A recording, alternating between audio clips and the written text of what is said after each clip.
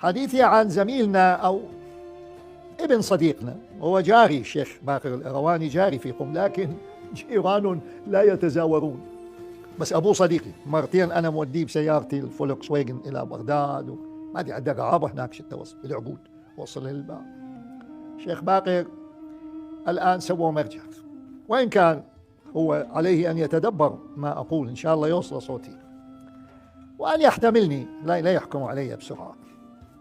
هو يعني مرجعيته هو والمشايخ أو الشيخان حوله، ترى القضية يعني مسألة وقتية زمنية محددة مرحلية، وبعدين الهدف خاب الكل يعلم أنه الشيعة في العالم وبالعراق بالذات يفضلون السيد، المرجع السيد. فالقضية هي راح تتم مرحلية بشكل يعني سلس، وبعد ذلك بلي ثبتت الأعلمية لفلان ويدعبلوها، يلا ما يخالف.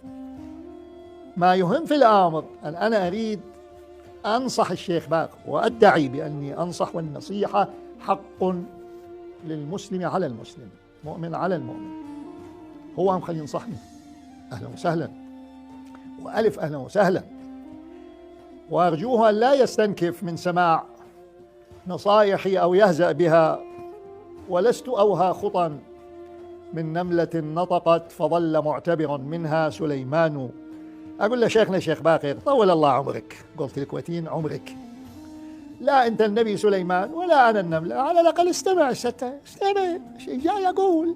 إيه، أنا أروي لك حديث، والحديث موجود بالخصال وغير الخصال. سئل رسول الله، ويسمعوني الشيعة ويسمعوني الكل حتى الملائكة، سئل رسول الله من أشد الناس حسرة يوم القيامة.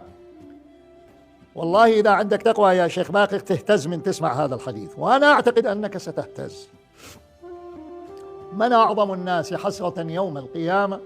فقال النبي حسرة رجل، أدق على وجهي ألطم، حسرة رجل باع آخرته بدنياه، أيام فانية ومؤقتة باعها، باع مقام خالد وباع مقام سرمدي بأيام عابرة، ما تسوى والله ما تسوى.